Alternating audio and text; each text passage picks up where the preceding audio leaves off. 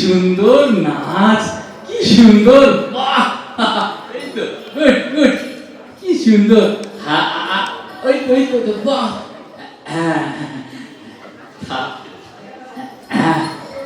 আজকে না এই বাবার পকেট থেকে একেবারে ঝেড়ে নিয়ে এসেছি।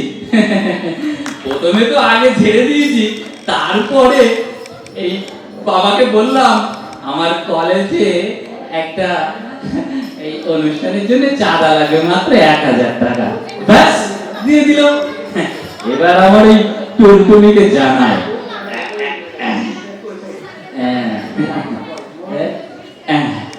হ্যালো,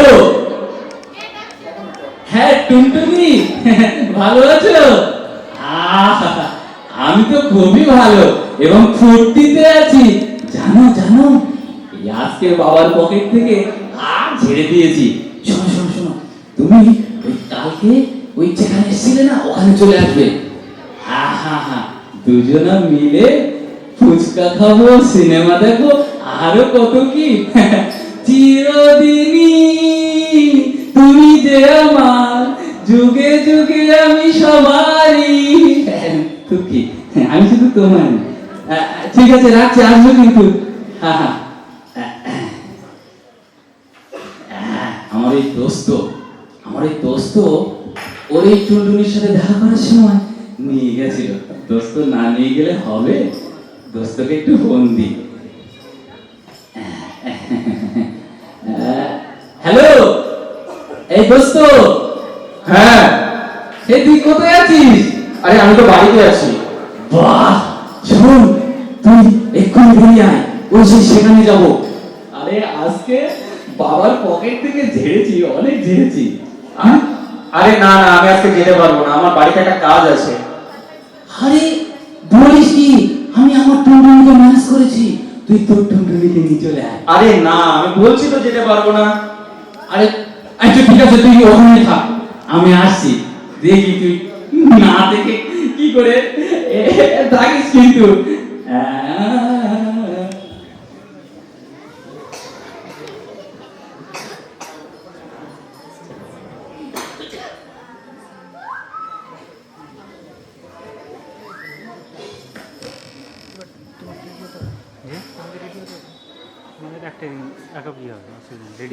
বাবার পকেট থেকে না বলে টাকা নিয়েছি 500,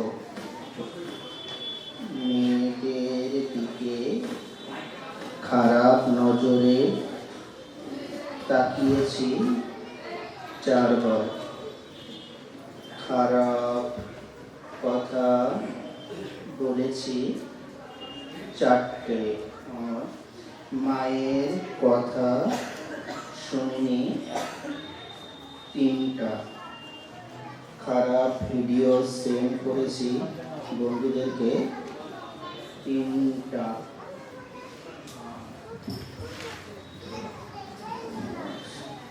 একটাই কথা আছে বাংলাতে, মন আর বুক বলে একসাথে, সে হলো বন্ধু, বন্ধু আমার, বন্ধু আমার। কিরে দোস্ত, কি করছিস? আরে একটা কাজ করছি। কই দেখি দেখি কি করছিস? আরে দাঁড়া তো। আরে না, দে না আগে দেখি কি করছিস। আরে এসব কি লিখেছিস? বাবার পকেট থেকে না বলে টাকা নিয়েছি 500 টাকা, মেয়েদের দিকে খারাপ নজর দিয়েছি 4 বার, খারাপ কথা বলেছি 4টে, আরে খারাপ কথা বলেছি 4টে, মায়ের কথা শুনিনি 3টে, খারাপ ভিডিও দেখেছি। আরে দোস্ত, আরে এসব কেউ লেখে নাকি? হাসছিস কেন? আরে হাসবো না, তুই যে সব যা কিছু লিখেছিস এসব কি কেউ লেখে? আরে হ্যাঁ, আমি সারাদিনে যা করেছি সেটাই লিখেছি। তার মানে কি বলছিস? মানে সারাদিন তুই কি জন্যই লিখলি? আরে শোন, আমি সারাদিনে যা কিছু করেছি সেটা লিপিবদ্ধ করেছি। এর থেকে আমি বুঝতে পারবো যে আমি কি কাজটা করছি, ভালো কাজটা বেশি করছি নাকি খারাপ কাজটা বেশি করছি। আচ্ছা, তুই এটা বিশ্বাস করিস তো যে মৃত্যুর পরে জান্নাত জাহান্নাম আছে? হ্যাঁ বিশ্বাস করি, তাই কি হয়েছে? হ্যাঁ এটাই তো। তাহলে আমাদের সকলের টার্গেট থাকে জান্নাতে যাওয়া, তাই না? তাহলে এখন থেকে যদি আমরা হিসাব করি যে আমরা কোন কাজটা বেশি করছি, ভালো কাজটা বেশি করছি না খারাপ কাজটা বেশি করছি, তাহলে এটা স্পষ্ট হয়ে যাবে। যদি ভালো কাজ বেশি করি তাহলে আমরা সেই চির আকাঙ্ক্ষিত জান্নাতে যেতে পারবো, আবার যদি খারাপ কাজ বেশি করি তাহলে আমাদের স্থান হবে সেই জাহান্নামে। আরে না না, এইসব কথা তুই কোথা থেকে শুনেছিস? ওটা কোনো ব্যাপারই না। হ্যাঁ অবশ্যই। আর কি এটা জানিস, আমরা যে ছোট ছোট যে ভালো কাজ করি বা ছোট ছোট যে খারাপ কাজ করি, সেই বিচার দিবসে কিন্তু এটাও আমরা দেখতে পাবো। কি বলছিস? হ্যাঁ একদম অবশ্যই। মানে আমরা এই যেসব এই ছোট ছোট বা যত খারাপ কাজ করি সব ওই সেদিন দেখানো হবে। হ্যাঁ দেখানো হবে, সব কিছু সেদিন দেখানো হবে। দোস্ত, তুই এসব কথা কোথা থেকে শিখেছিস? আরে হ্যাঁ শিখেছি। আরে আমাদের পাড়ায় ওই ইমাম সাহেব আছে না, ওনার সাথে সেদিন দেখা হয়েছিল, উনি তো আমাকে বললেন। ওহো, দোস্ত আসলে আমি তো জানি না, আসলে আমার এতদিন কেউ বলিনি যে এই যা কিছু আমরা করছি এই সব কিছু ওই কিয়ামতের দিন ওই হিসাব হবে এবং সব দেখানো হবে। দোস্ত আমি অনেক তো খারাপ কাজ করেছি, তুই তো জানিস। আমি এখন কি করবো? আরে এর জন্য তো আল্লাহ পাক আমাদের এখনো একটা সুযোগ দিয়েছে। আমরা যদি আজকে আমাদের বিগত জীবনের গুনাহগুলোকে থেকে পানাহা চাই, তাহলে অবশ্যই তওবার মাধ্যমে আমাদেরকে পানাহা চাইতে হবে, বুঝেছিস? তওবা করতে হবে? হ্যাঁ অবশ্যই তওবা করতে হবে। চল, কোথায় যাব? তওবা করতে হবে। আমরা সেই ইমাম সাহেবের কাছে যাই, যিনি আমাকে বলেছেন চল ওখানে যাই, দেখবি। আর তুই তো জানিস আমরা পৃথিবীর জগতে বন্ধু, তাই না?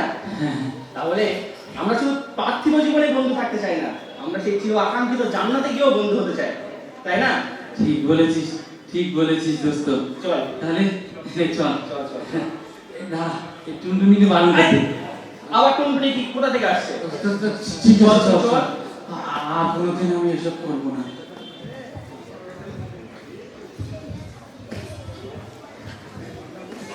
একটা জোরে হাততালি।